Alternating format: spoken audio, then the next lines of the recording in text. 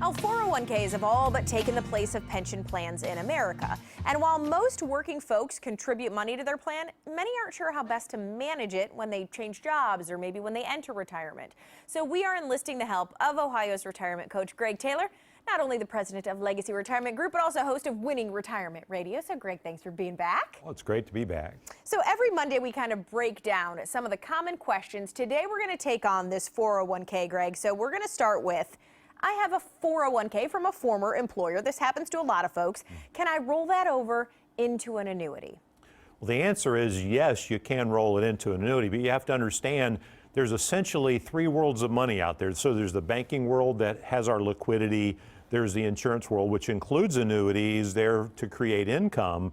And then there's the Wall Street world where we want to manage our risk. Right. So those are the three worlds that we have to look at. So whether or not we want to roll our 401k into an annuity really depends on whether we need to create income.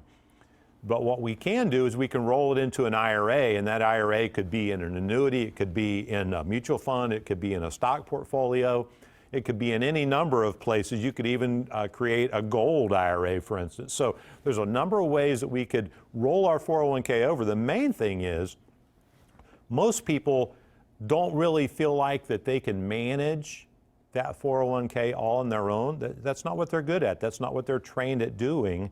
So whether it's rolling it into a nice managed portfolio for growth because you don't need income in retirement, right, or to roll it into some type of annuity that's going to create income that you can't outlive, that's really based on what your needs are. Okay, and then common retirement question 2, we'll move on. Do I have to name my spouse as my primary beneficiary? Well, absolutely you should name your spouse. There's a real problem there, right? This could be a tough one to answer, yeah. Right, but if you don't, your spouse is going to need to sign off on that. And you want to name your spouse for a number of reasons: to avoid probate, to make sure that they're going to, be able to get the income that they need. But if for some reason maybe you don't want your spouse to be the beneficiary because maybe you want to skip a generation, you want to go down to your kids or to your grandkids for maybe estate tax purposes or things like that, then certainly there's some strategies we can use there as well. All right, Greg, moving on. Do I need to continue saving money during retirement? I think people are hoping they can just spend those later years, right? Well, I tell people all the time, retirement is not the time to save.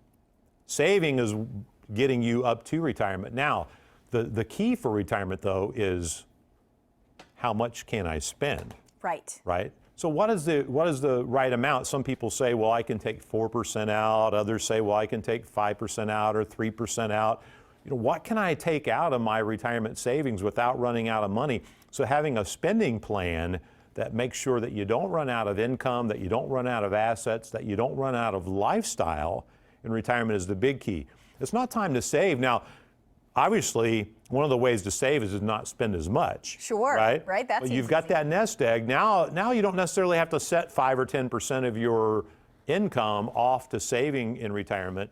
You just want to make sure you've got a good investment plan, you have a good income plan, and a solid plan in every area so that you're going to be successful. And Greg, I want to mention, because this is something new we are doing, that if people have questions, they sit here and they watch you every Monday and they think of a million things going on in their brain that they maybe want you to answer. We are having a new kind of service where they can email you questions at ohiosretirementcoach.com, and then you could answer their question on air, right?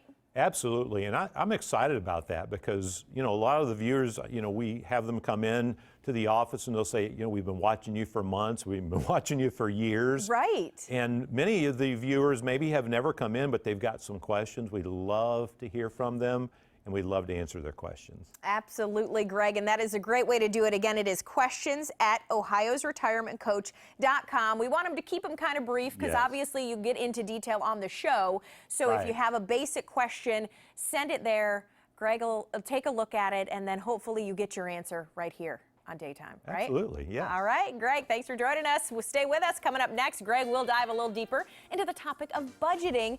Well, tell us how you can kind of make a plan to ensure that your money's going to last.